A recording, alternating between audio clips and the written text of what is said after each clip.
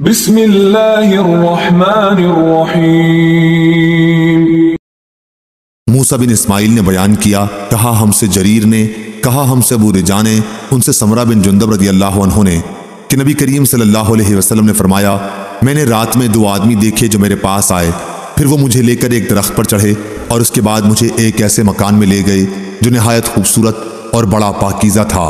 ایسا خوبصورت مکان میں نے کبھی نہیں دیکھا تھا۔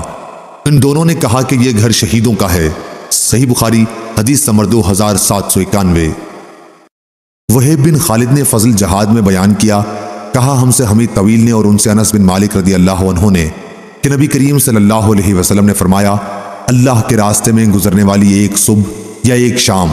دنیا سے اور جو کچھ دنیا میں ہے سب سے بہتر ہے۔ صحیح بخاری حدیث نمبر 2792۔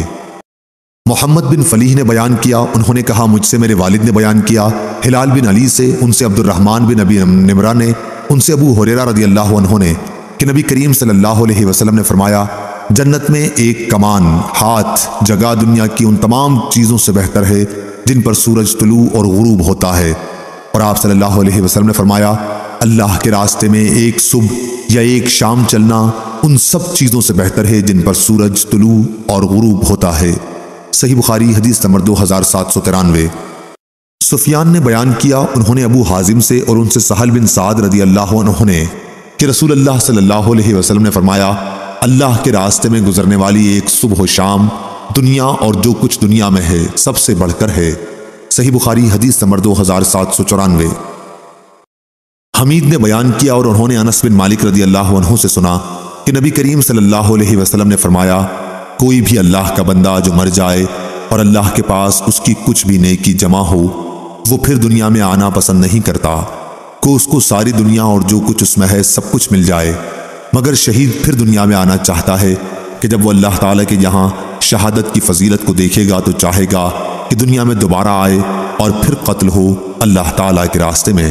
صحیح بخاری حدیث نمبر 2795۔ اور میں نے انس بن مالک رضی اللہ عنہ سے سنا، وہ نبی کریم صلی اللہ علیہ وسلم کے حوالے سے بیان کرتے تھے کہ اللہ کے راستے میں ایک صبح یا شام بھی گزار دینا دنیا اور جو کچھ اس میں ہے سب سے بہتر ہے۔ اور کسی کے لیے جنت میں ہاتھ جگہ بھی یا راوی کو شبہ ہے ایک قید جگہ، قید سے مراد کوڑا ہے، دنیا و مافیہا سے بہتر ہے۔ اور اگر جنت کی کوئی عورت زمین کی طرف جھانک بھی لے تو زمین و آسمان اپنی تمام وسعتوں کے ساتھ منور ہو جائیں اور خوشبو سے معطر ہو جائیں۔ اس کے سر کا دوپٹہ بھی دنیا اور اس کی ساری چیزوں سے بڑھ کر ہے۔ صحیح بخاری حدیث نمبر 2796۔ زہری نے بیان کیا، انہیں سعید بن مسیب نے، ان سے ابو ہریرہ رضی اللہ عنہ نے بیان کیا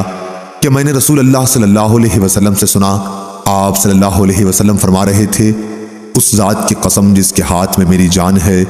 اگر مسلمانوں کے دلوں میں اس سے رنج نہ ہوتا کہ میں ان کو چھوڑ کر جہاد کے لیے نکل جاؤں، اور مجھے خود اتنی سواریاں میسر نہیں ہیں کہ ان سب کو سوار کر کے اپنے ساتھ لے چلوں،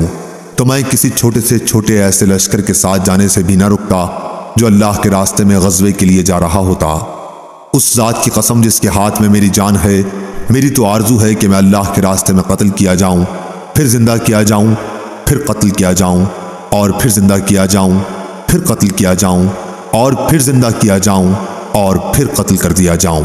صحیح بخاری حدیث نمبر 2797۔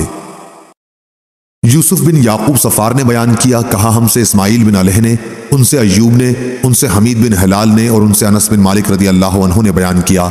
کہ رسول اللہ صلی اللہ علیہ وسلم نے خطبہ دیا، آپ نے فرمایا، فوج کا جھنڈا اب زید نے اپنے ہاتھ میں لیا اور وہ شہید کر دیے گئے، پھر جعفر نے لے لیا اور وہ بھی شہید کر دیے گئے، پھر عبداللہ بن رواحہ نے لے لیا اور وہ بھی شہید کر دیے گئے، اور اب کسی ہدایت کا انتظار کیے بغیر خالد بن ولید نے جھنڈا اپنے ہاتھ میں لے لیا اور ان کے ہاتھ پر اسلامی لشکر کو فتح ہوئی۔ آپ صلی اللہ علیہ وسلم نے فرمایا، اور ہمیں کوئی اس کی خوشی بھی نہیں تھی کہ یہ لوگ جو شہید ہو گئے ہیں ہمارے پاس زندہ رہتے، کیونکہ وہ بہت عیش و آرام میں چلے گئے ہیں۔ ایوب نے بیان کیا، یا آپ نے یہ فرمایا کہ انہیں کوئی اس کی خوشی بھی نہیں تھی کہ ہمارے ساتھ زندہ رہتے، اس وقت حضرت صلی اللہ علیہ وسلم کی آنکھوں سے آنسو جاری تھے۔ صحیح بخاری حدیث نمبر 2798۔